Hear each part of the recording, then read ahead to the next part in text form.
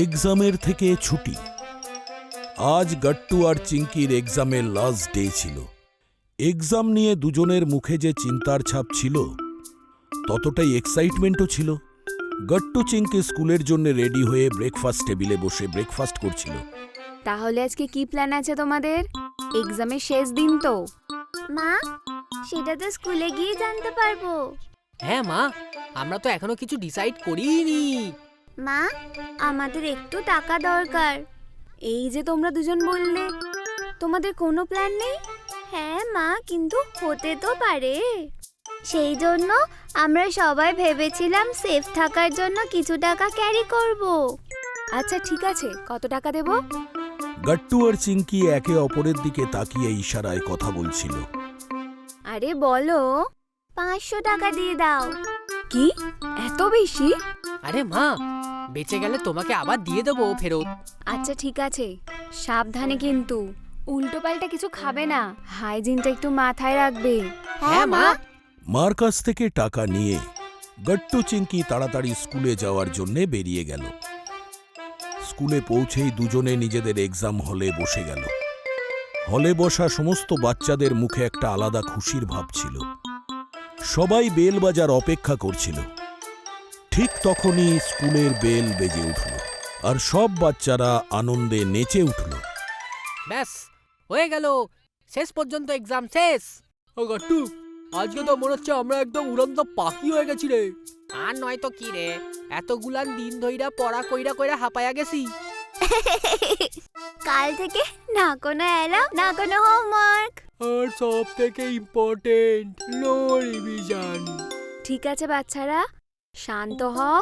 আমি জানি তোমরা খুব খুশি, তোমরা অনেক খেটেছো। এনজয় করো ছুটির দিনগুলোকে, কিন্তু দায়িত্বর সাথে, ওকে? এবার নো রেসপন্সিবিলিটি, অনলি সেলিব্রেশন। আমি শুনেছি মন্টি।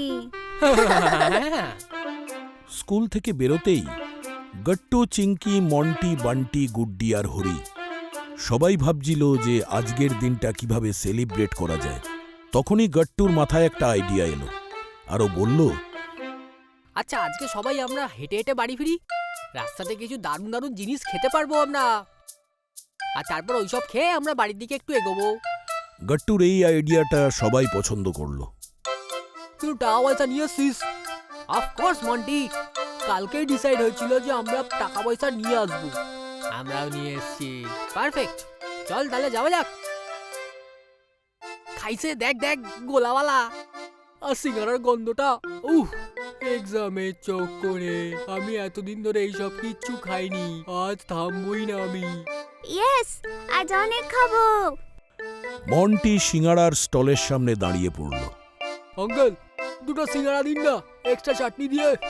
এক্ষুনি দিচ্ছি বাবা। বাহ, আজকে সবটাই আলাদা রে। অবভিয়াসলি আজকে সবকিছু টেস্টিই লাগবে, টেনশন ফ্রি হয়ে যে খাওয়া হচ্ছে। আমিও একটু টেস্ট করি মন্টি তোর প্লেট থেকে। না, আজকে শেয়ারিং মুডে নেই আমি, একদমই বলে দিলাম। মন্টি সিঙ্গাড়ার স্টলে গরম গরম সিঙ্গাড়া খেয়ে মজা করছিল। ওদিকে বান্টি রঙিন গোলা খাবার জন্য পাগল হয়ে গেছিল। কাকা কইতাছি কি একটু কালারফুল বানাও দেই। রেনবো গোলা? হ্যাঁ ওইগুলায় ওইগুলায়। এত ঠান্ডা খাস না, গলা ব্যথা করবে তোর। আজকে আমি ওই সবখানি করব যেইগুলো এতদিন ধরে বারণ করতাছিল ওরা, বুঝছস তোরা? সমস্ত বাচ্চারাই কিছু না কিছু খেতে ব্যস্ত ছিল। ওদিকে গট্টু আর চিঙ্কি ওদের ফেভারিট মোমো স্টল দেখে আনন্দ পেল, আর খুব তাড়াতাড়ি অর্ডার দিয়ে দিল। Uncle, 2 plate steam momo. আর ঝাল ঝাল চাটনিটা বেশি। আমার ফ্রেঞ্চ ফ্রাই চাই। হ্যাঁ, আমিও তোর সাথে শেয়ার করে নি, কেচাপ একটু বেশি দেবে।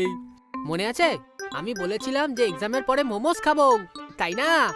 শেষমেশ ওই দিনটা এসেই গেল। সমস্ত বাচ্চারাই নিজেদের ফেভারিট স্ন্যাক্স ফিনিশ করলো, কিন্তু মনে হচ্ছে এখনো কিছু বাকি আছে।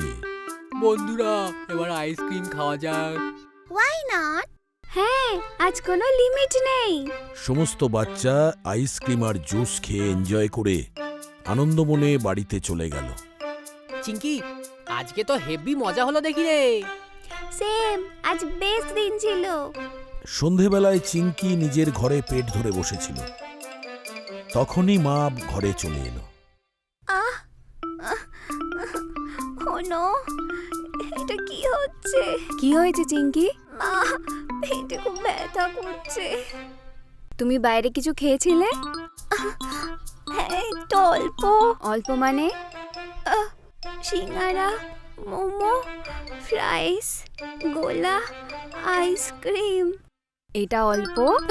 এক্সাম শেষ হয়েছে না, সেলিব্রেশন ছিল। সেলিব্রেশন মানে পেট খারাপ করা নয়। আমি সকালবেলাতেই স্কুলে বেরানোর আগে তোমাদেরকে ওয়ার্ন করেছিলাম। কিন্তু আমি তো একদম ফিট আছি, আমার তো একটা কিছু হয়নি। চুপ কর গাট্টু, আমার এখানে ব্যথা করছে আর তোর শুধু নিজের কথাটাই বলার। দাঁড়াও বাবা, আমি এক্ষুনি তোমার জন্য ওষুধ আনছি। পরের দিন সমস্ত বাচ্চারা চিঙ্কির সঙ্গে দেখা করতে ওর অবস্থা জানতে ওর বাড়িতে এলো। কেমন আছিস চিঙ্কি? বেটার, কিন্তু কাল রাতে তো খুব পেট ব্যথা করছিল। সরি ভাই, আমরা একটু বেশি করে দিয়েছি, আমারও একটু প্রবলেম হয়েছিল। কিন্তু মজা তো বহুত হয়েছে। আমার তো মনে হয়েছিল একদিনে যতটা হয় ততটা এনজয় করে নি, কিন্তু এখন মনে হচ্ছে 2 মাসের ছুটি আছে, আস্তে আস্তে এনজয় করা উচিত ছিল।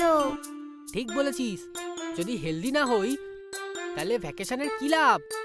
ম্যাডামও বলছিল যে এনজয় করবে রেসপন্সিবিলিটি আমরা নিয়ে। শুনলামই না। কিন্তু প্ল্যানের কি হইব? প্ল্যান সিম্পল, প্রত্যেকদিন একটু হেলথ আর একটু হেলদি।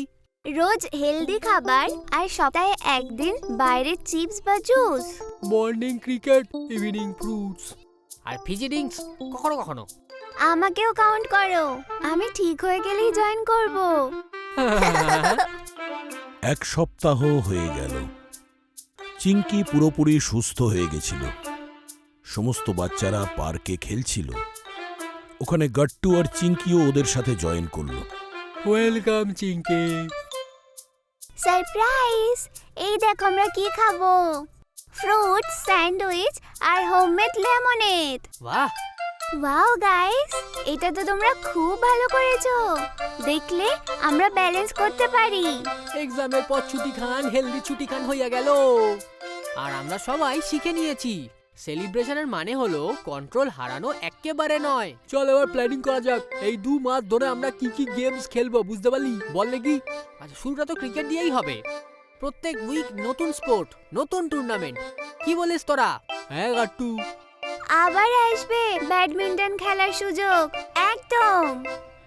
এইভাবেই কথায় কথায় পুরো ভ্যাকেশনের প্ল্যানিং শেষ হলো। আর এর সাথে গাট্টু, চিঙ্কি আর বাকি বাচ্চারাও বুঝতে পারল যে এনজয়মেন্টের মানে না বুঝে শুনে সেলিব্রেশন করা নয়, বরঞ্চ হেলদি ফুড খেয়েও সেলিব্রেশন করা যায়। আপনাদের যদি আমাদের ভিডিও ভালো লেগে থাকে তো আমাদের ভিডিওকে লাইক করুন, কমেন্ট করুন আর সাবস্ক্রাইব করুন।